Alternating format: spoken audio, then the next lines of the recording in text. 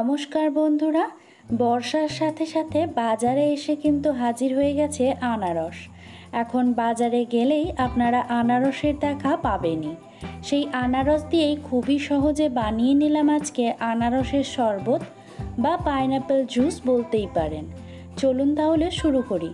তার জন্য এখানে হাফ আনারসকে আমি টুকরো করে কেটে নিয়েছি। এখন এগুলোকে ব্লেন্ড করে নেব। তার জন্য একটা মিক্সার জার নিয়ে নিয়েছি, ওর মধ্যে এক এক করে সব আনারসের টুকরোগুলো দিয়ে নেব। পাক শিল্প থেকে দিদিভাই কমেন্ট করেছে 423 নম্বর নতুন বন্ধু হলাম। থ্যাংক ইউ সো মাচ দিদিভাই, এভাবেই পাশে থাকবেন। ম্যাঙ্গো মিল্কশেক রেসিপিতে পিআর ভিলেজ কিচেন থেকে দিদিভাই কমেন্ট করেছে nice yummy, thank you so much.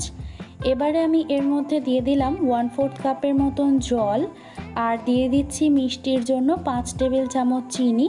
আপনারা চিনিটাকে বাড়িয়ে বা কমিয়েও নিতে পারেন আনারসের মিষ্টত্ব অনুযায়ী। এখন সব কিছুকে খুব ভালো করে ব্লেন্ড করে নেব।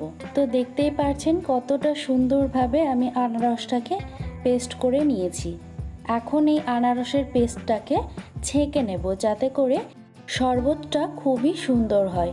তার জন্য একটা বোলের উপরে আমি একটা স্ট্রেনার বসিয়ে নিয়ে ওর উপরে আনারসের পাল্পটাকে ঢেলে দিয়ে আস্তে আস্তে করে ছেঁকে নেব।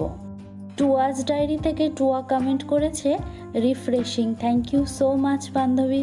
সাইমাস ওয়ার্ল্ড থেকে দিদিভাই কমেন্ট করেছে দিদিভাই ভিডিওটি দেখলাম, খুব ভালো লেগেছে, এইভাবে আরও সুন্দর সুন্দর রেসিপি দিয়েন। অনেক ধন্যবাদ দিদিভাই, এইভাবেই পাশে থাকবেন।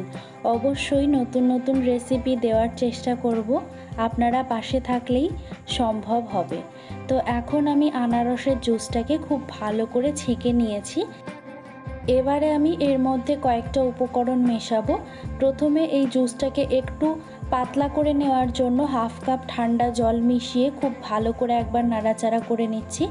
তারপর এখানে হাফ চা চামচ পরিমাণে বিট নুন দিয়ে দেব, হাফ চা চামচ পরিমাণে চাট মশলা দেব, আর সবশেষে দিয়ে দিচ্ছি হাফ চা চামচ পরিমাণে গোলমরিচের গুঁড়ো দিয়ে সব কিছুকে খুব ভালো করে একবার কিন্তু মিশিয়ে নিতে হবে। রান্নাবাটি খেলি থেকে দিদিভাই কমেন্ট করেছে খুব সুন্দর হয়েছে mango milkshake, thank you so much দিদিভাই, এইভাবেই পাশে থাকবেন। একদম সার্ভ করার আগে একটুখানি পাতিলেবুর জুস আমি এর মধ্যে দিয়ে দিচ্ছি। অর্ধেক পাতিলেবুর জুস এখানে আমি অ্যাড করে দিলাম, দিয়ে খুব ভালো করে আরও একবার নাড়াচাড়া করে দেব। তাহলেই কিন্তু আমাদের রেডি হয়ে যাবে এই আনারসের শরবত বা পাইনাপেল জুস। চলুন এখন তাহলে আমি এটাকে সার্ভ করে দিই। তার জন্য একটা প্লেটের উপরে আমি কিছুটা চাট মশলা নিয়ে নেব, গ্লাসটাকে একটু ডেকোরেট করে নেব। লিয়ানাস ব্লগ থেকে দিদিভাই কমেন্ট করেছে নাইস ইয়ামি লাগছে বোন, একটু লম্বা ভিডিও দেবেন আপু, থ্যাংক ইউ সো মাচ দিদিভাই, এইভাবেই পাশে থাকবেন। অবশ্যই চেষ্টা করব একটু বড় ভিডিও দেওয়ার জন্য। তো এখন আমি এই গ্লাসের ধারগুলোতে একটু করে পাতিলেবুর জুস লাগিয়ে নিচ্ছি।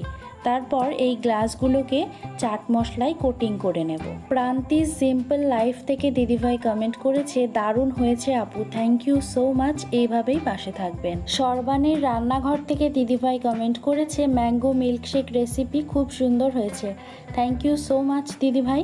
তো এই দিকে দেখুন গ্লাসগুলোকে আমি খুব সুন্দর করে ডেকোরেট করে নিয়েছি। এবারে আমি পাইনাপেল জুসটাকে আস্তে আস্তে করে ঢেলে সার্ভ করে নেব। তাহলে আজকের রেসিপিটা কেমন লাগলো অবশ্যই কিন্তু কমেন্ট করে জানাতে ভুলবেন না। আর যদি এরকম আরও নতুনত্ব রেসিপি দেখতে চান অবশ্যই করে কিন্তু আমার চ্যানেলটিকে সাবস্ক্রাইব করে নেবেন। যারা এই ভিডিওটাকে প্রথমবার দেখছেন তারা কিন্তু অবশ্যই করে আমার চ্যানেলটিকে সাবস্ক্রাইব করে নেবেন। বাই।